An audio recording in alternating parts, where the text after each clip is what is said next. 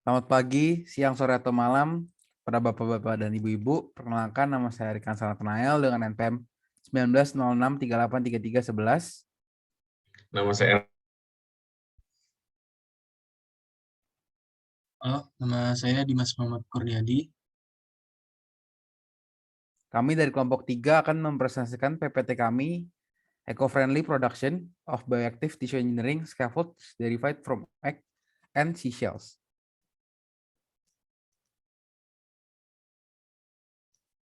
Oke, yang pertama kita masuk ke bagian abstraknya dulu. Jadi, pengenalan limbah cangkang telur dan juga cangkang hewan laut terus menjadi masalah. Hal ini diakibatkan karena kedua hal, yaitu diproduksi secara global setiap tahunnya. Menjadi masalah karena hanya akan terbuang sia-sia di tempat pembuangan akhir. Limbah ini menghasilkan bau juga yang tak sedap dan juga memproduksi pertumbuhan mikroba yang secara tidak langsung memiliki pengaruh buruk terhadap lingkungan. Mengubah limbah ini menjadi biomaterial yang memiliki value yang berharga juga berdampak pada lingkungan dan ekonomi tentunya merupakan hal yang sangat bagus. Tujuan dari paper ini adalah untuk mengembangkan scaffolds berbasis hydroxypatil patit untuk tissue engineering yang murah dan juga ramah lingkungan. Selanjutnya ke pendahuluan. Kemampuan manusia untuk mengelola limbah dari makanan. Jadi ini maksudnya limbah makanan merupakan tantangan yang cukup sulit. Untuk menciptakan lingkungan dan ekonomi yang stabil dan berkelanjutan, ilmuwan mengembangkan proses yang berfokus pada reducing, reusing, dan recycling. Mungkin istilah ini sudah pernah kita sering dengar sebelumnya. Dengan memanfaatkan mineral alami yang ada pada limbah, limbah yang tadinya berbahaya bisa berubah menjadi nanomaterial yang sangat berguna. Hal ini menghasilkan proses pembuatan nanomaterial untuk tissue engineering atau rekayasa jaringan yang ramah lingkungan. Pada contohnya, RRC membuang 10 ton kerang limbah setiap tahunnya. Limbah ini sebagian besar dari tiram, kerang, dan juga cangkang kerang yang sebagian besar dibuang di tempat pembuangan akhir. Limbah ini dapat diubah menjadi engineering nano hydroxyapatite atau yang biasa disingkat NH yang dapat digunakan sebagai filler atau isian bioaktif yang berharga dalam rekayasa jaringan scaffold. Tissue engineering atau rekayasa jaringan adalah teknologi yang menggunakan sel yang dipanen dari pasien dan menanamnya ke perancah atau scaffold yang dapat disesuaikan untuk kemudian ditanamkan ke pasien scaffold. Scaffold digunakan sebagai template buatan untuk menciptakan lingkungan 3D yang dimaksud untuk meningkatkan pelekatan seluler, migrasi, proliferasi, dan diferensiasi. Polimer sintetis seperti PGA, PLA, PEG, PCl telah digunakan untuk membuat scaffold, namun sifat biologis dan mekanik dari polimer sintetis ini hasilnya tidak memuaskan untuk jaringan aplikasi rekayasa bila digunakan sendiri.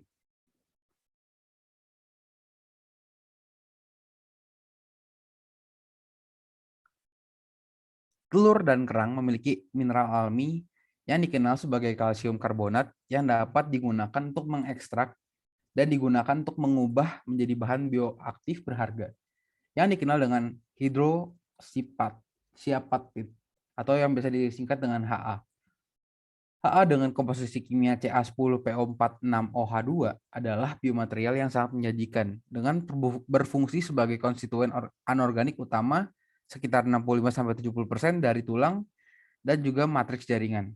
HA populer di dalam komunitas biomedis karena memiliki dua situs pengikat aktif yaitu Ca2+ dan juga PO4. Situs kedua ini telah terbukti menguntungkan dan memiliki afilitas menuju makromolekul biologis. Selain itu, HA juga memiliki sifat berharga untuk rekayasa jaringan yang meliputi biokompatibilitas, osteokonduktivitas, non-toksisitas, dan bioaktivitas. Pada penelitian sebelumnya menunjukkan bahwa HA merupakan biomaterial yang menjanjikan dan dapat digunakan sebagai filler pengganti pada scaffold. Untuk aplikasi rekayasa jaringan, namun HA skala nano adalah dikenal mahal. Jadi penggunaan logam kemurnian tinggi dan reagen yang digunakan untuk memproduksinya. Selain itu, HA sintetis dihasilkan dari bahan kimia seperti CaO, CaNO32, NH4, HPO4 tidak memiliki sifat biologis yang memadai dibandingkan secara alami terjadi HA yang diekstraksi dari sumber alami. Dengan memanfaatkan limbah ini untuk menghasilkan NH, solusi diusulkan bahwa dapat mengurangi biaya produksi HA sekaligus meningkatkan sifat biologis. Tujuan dari penelitian ini adalah untuk mengembangkan pendekatan unik dan berkelanjutan untuk membuat scaffold 3D yang kompleks untuk aplikasi rekayasa jaringan. Cara tradisional seperti pencucian garam, pengeringan beku, pembentukan gas, dan pemisahan fase telah dilakukan untuk membuat scaffold 3D untuk jaringan regenerasi. Namun metode-metode tersebut dibatasi oleh ketidakmampuan secara tepat mengontrol arsitektur internal dari scaffold tersebut atau membangun struktur yang sangat kompleks. Karena keterbatasan ini, pencetakan 3D memperoleh minat dan pertumbuhan yang menarik. Teknologi pencetakan 3D menciptakan objek lapis demi lapis untuk membuat struktur volumetric 3D.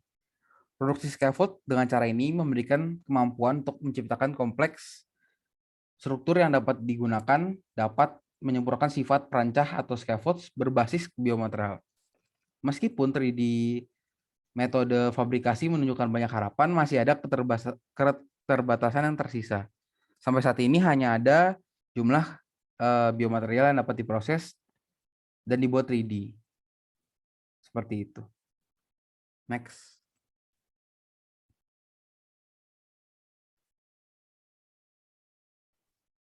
Oke, di sini saya akan menjelaskan tentang metode dan material dari eksperimen yang dilakukan pada paper ini. Oke, dari eksperimen ini, seperti yang sudah dibilang, kita akan menggunakan bahan dasar yaitu raw white eggshells atau cangkang telur putih. Pada eksperimen ini dibeli dari hydrated food di Atlanta, Amerika Serikat, dan kita juga akan menggunakan kulit kerang yang didapat dari Atlanta International Market Amerika Serikat.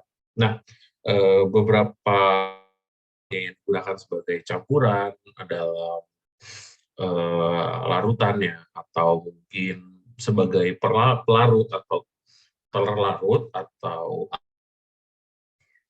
3D printing itu sendiri sebagai berikut. Yang pertama ada NaOH, etanol dengan konsentrasi 99,5%, asam nitrat dengan 5%, amonia hidroksida 85%, diklorometana, dan polikarpolakton. Nah, untuk alat printer sendiri kita pada eksperimen ini menggunakan Hydral 30M 3D printer yang sudah dimodifikasi. Nah, yang pertama saya ingin menjelaskan dari sintesis NHA dari bahan dasar itu, dari eggshells dan dari kulit kerang. NHA ini digunakan dengan metode wet precipitation dengan menggunakan kalsium karbonat dari telur dan dari kerang itu sendiri. Kedua bahan akan semalam dan dihancurkan di dalam blender sampai tekstur empuk. Lalu reaksi di bawah ini dilakukan. Nah, reaksi ini ada CaCO3 ditambah 2HNO3, larutan 2HNO3, jadi CaNO3 2 dalam bentuk solid, CO2 dalam bentuk gas, dan H2O dalam bentuk liquid. Lalu hal ini step keduanya adalah pembentukan sintesis dari NH42HPO4 dari reversis stoichiometris H3PO4 dan NH4OH. Bisa reaksi kimianya seperti apa. Nah, selanjutnya pada langkah ketiga akan dilarutkan juga dalam air CaNO3 yang sudah didapat akan dilarutkan di air dan diaduk selama 10 menit pada temperatur 40 derajat. Nah, DAHP juga dilarutkan dengan kondisi yang sama. Larutan DAHP diteteskan CaNO3 dengan kecepatan tetes 3 mm per menit. Nah, untuk menaikkan pH tingkat basa, eh,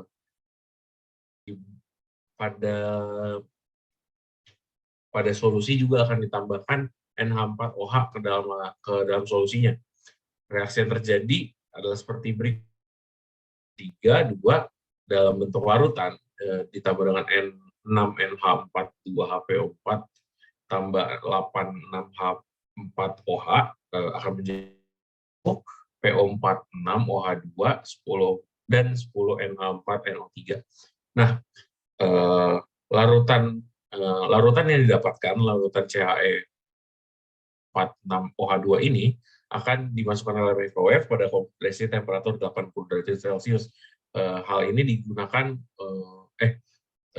microwave ini digunakan untuk mengeringkan larutan yang ada. Nah, larutan itu nanti akan dibersihkan sebanyak 3 kali dan dilibatkan A. Nah, NHA tadi yang sudah dikeringkan akan dibentuk, dihancurkan, dan dilarutkan lagi dalam larutan polikarbonat. Jadi dicampur NHA itu ke dalam larutan polikarbonat. Nah, larutan polikarbonat tadi larutan yang dibentuk dari polikarbonat bubuk dan cairan diklorometana. Nah, larutan ini pun larutan yang akan digunakan menjadi bahan atau tanda petik tintanya dari 3D printer. Gitu. Nah, 3D printer menggunakan software, pada eksperimen ini menggunakan software bernama FreeCAD yang digunakan untuk membuat scaffold scaffoldnya. Nah, seperti yang tadi saya bilang, printer yang digunakan printer tipe Hi-Rel 3D yang dimodifikasi dengan EMO25 extruder. Nah, dari larutan HA tadi dibikin variasi nih, dengan berbeda konsentrasi HA, ya, ada 60, 70, dan 100. Nah, tabel ini adalah tabel yang menjelaskan hubungan antara tekstur filamen atau tekstur si 3D printer sama perbedaan konsentrasi HA yang ada. Nah, didapatkan jika konsentrasi HA semakin besar, semakin kental atau semakin visible untuk printingnya. Nah, di sini juga didapatkan bahwa untuk melakukan 3D printing adalah di antara region 60% sampai 70% HA dalam tekstur filamennya. Gitu. Nah, setelah NHA yang ada, scaffold yang ada maksud saya, akan dilakukan analisis fase dan struktur kristalnya dengan menggunakan sinar X, dan akan ada uji morfologi juga dalam bentuk untuk melihat bentuk partikel. Ini menggunakan mikroskop potensial voltase 10 sampai 20 kV. Nah, untuk scaffold ini juga akan dilakukan uji beberapa karakteristik, ada karakteristik psikochemical, karakteristik ADC cell, dan tentunya juga karakteristik kekuatan mekanis dari scaffold itu. Oke, selanjutnya kita ke yang keempat, yaitu ada diskusi hasil. Next.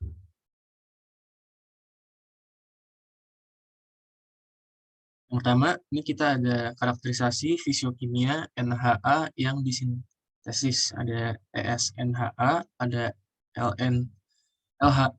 LNNHA, lalu juga QSNHA.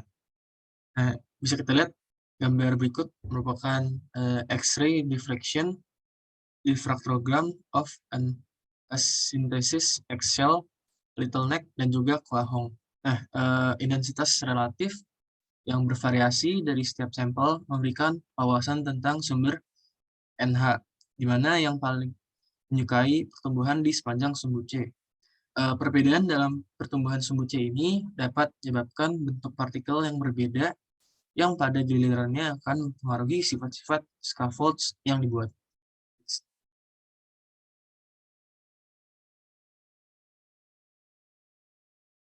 Next. Oke, selanjutnya ada gambar 3 di mana yaitu field emission scanning, electron micrograph dari Excel, LittleNeck, dan juga Hwahong. Nah, dari gambar ini menunjukkan bahwa ini merupakan gambar mikrograf SEM dari NH yang disintesis. Mikrograf SEM ini digunakan untuk memperoleh informasi morfologi, permukaan, dan ukuran partikel. Gambar ini menggambarkan partikel-partikel kecil yang terjadi dalam kelompok. Partikel NHA yang berasal dari kulit telur terjadi pada garis memanjang seperti partikel batang. Sedangkan partikel NHA yang berasal dari kerang laut juga berbentuk batang, namun menunjukkan jumlah partikel yang bulat dan prematur dalam jumlah terbatas. Karena aglomerasi morfologi partikel tidak jelas dalam mikrograf SEM. Next. Selanjutnya ada gambar 4, yaitu High Resolution Transmission Electron Microscopy Micrograph dari Excel, LittleNeck, dan Hwahong. Mikrograf HRTEM ini mengungkapkan partikel dengan morfologi seperti jarum. Semuanya dengan agregasi minimum. Bentuk seperti jarum yang terungkap dari gambar tersebut mengkonfirmasi analisis XRD yang menunjukkan pertumbuhan kristal sumbu C dalam NHA yang disintesis. LNNHA atau LittleNeck memiliki intensitas relatif tertinggi yang menunjukkan lebih banyak pertumbuhan sumbu C akan mengarah pada NHA berbentuk jarum yang lebih jelas. Boleh next.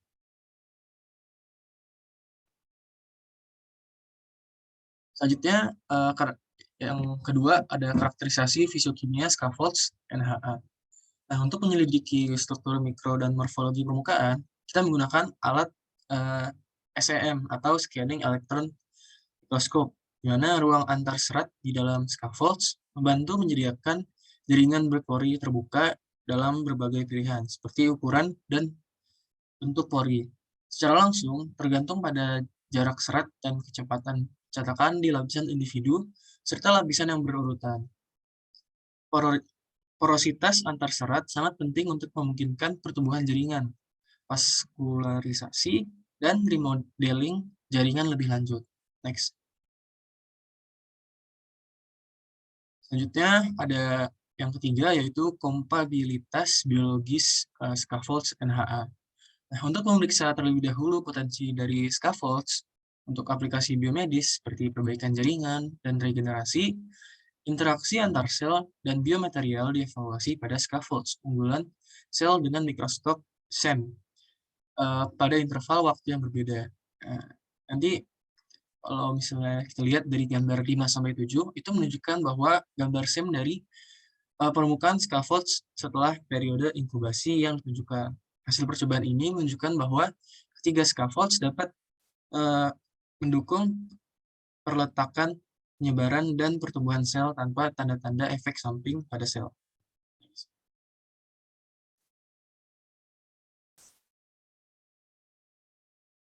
Selanjutnya, permukaan dari ketiga scaffolds ini cocok untuk adesi dan penyebaran sel. Sejak dari hari ke-1 atau hari pertama, sel-sel yang diunggulkan menunjukkan adesi yang luar biasa dan perlekatan filopodia yang panjang pada permukaan scaffolds, ESNHA dan QSNHA, LNNHA scaffolds. Pertumbuhan sel tidak 100% seragam pada ketiga permukaan. Nah, seiring berjalannya waktu, sel-sel benih mulai tidak hanya menempel pada permukaan, namun juga memulai membentuk lapisan dan koloni sel baik di permukaan maupun di antara pori-pori scaffold. Lapisan-lapisan ini disebabkan oleh kerutan sitoplasma dan perlekatan filopodia antara sel-sel tetangga setelah 3 hari. Pada hari ke-5, sel-sel diratakan menunjukkan kompatibilitas penuh dengan scaffolds. Next.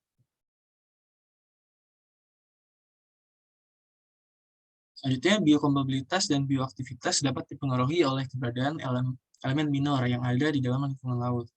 ketika kulit kerang diubah menjadi HA, biokompatibel, mereka memiliki sifat biologis yang lebih baik karena mengandung kation bermanfaat seperti Mg2+, Al3+, dan lain-lainnya bersama dengan anion bermanfaat seperti Cl- dan F-.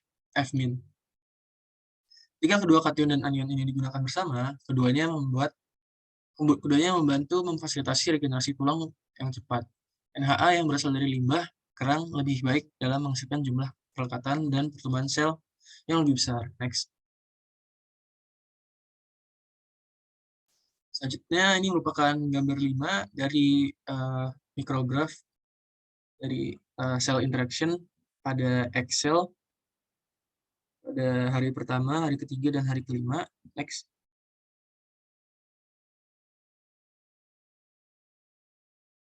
Untuk yang ini itu merupakan gambar dari micrograph interaksi sel dari little neck pada hari pertama, hari ketiga, dan hari kelima.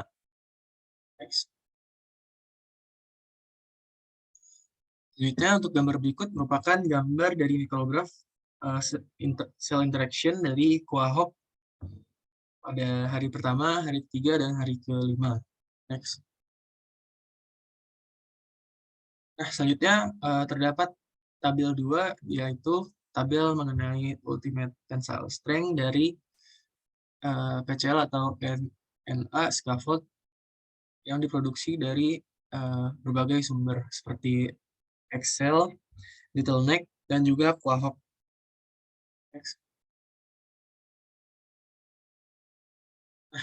Tabel sebelumnya merupakan hasil uji struktur dari scaffold dengan uji kekatan tarik. Ketiga variasi scaffold NHA, respons uji tarik NHA dari telur memiliki respon rapuh dan tidak deformasi plastis sama sekali. Tapi respons NAH dari kulit kerang menunjukkan elastisitas awal dan deformasi plastis. Kekuatan uji tarik untuk scaffold menunjukkan sifat fisiokimia yang berbeda dari sumber NHA yang berbeda. Ditemukan juga bahwa distribusi HA dalam polimer PCl juga berpengaruh dalam kekuatan termomekanik. Dengan distribusi lebih seragam, akan lebih baik jika sifat mekaniknya. Next. Nah, selanjutnya ada gambar ke-8, di mana merupakan gambar dari representasi stress versus strain dari ketiga scaffold. Next. Nah, bila kita perhatikan gambar 8 yang tadi, gambar 8 itu menampilkan respons stress versus tegangan dari scaffold yang dicetak pada 3D, yang dihasilkan dari 3 sumber limbah masing-masing. Nah, 2 scaffold yang menampilkan NH yang berasal dari kulit kerang menunjukkan perilaku patah yang serupa. Respon elastis awal diamati, diikuti oleh deformasi plastis, dan akhirnya sampel gagal ini adalah respon khas ketika datang ke bahan yang sangat berpori di alam. Nah, NH yang berasal dari kulit telur memiliki respons yang sangat berbeda, berperilaku sangat rapuh. Itu tidak menunjukkan deformasi plastis sama sekali. Atau sampel dengan cepat mencapai kekuatan tarik tertinggi sebelum gagal. Next. Akhirnya kita sampai ke yang terakhir, yaitu kesimpulan. Next. Dari pengujian yang telah dilakukan, dapat kita tarik kesimpulan bahwa scaffold komposit berhasil dibentuk dari 3D printing dengan bahan larutan dari cangkang telur dan juga kulit kerang. NHA yang dibentuk memberikan properti bioaktif dan biokompatibel yang memberikan sel osteoblast berkembang biak pada scaffold. Lalu juga penambahan polikarbolaton berguna juga dalam tekstur bahan NHA dalam proses 3D printing yang dilakukan. Oke, sekian presentasi kami dari kelompok 3. Pamit undur diri. Terima kasih.